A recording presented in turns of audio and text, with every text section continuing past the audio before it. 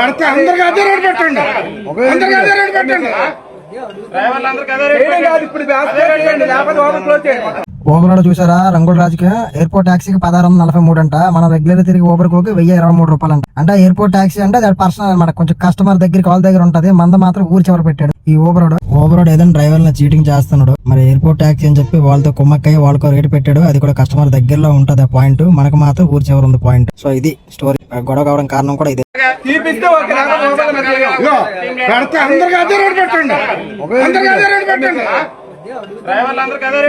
ఇప్పుడు లేకపోతే open close చేయండి.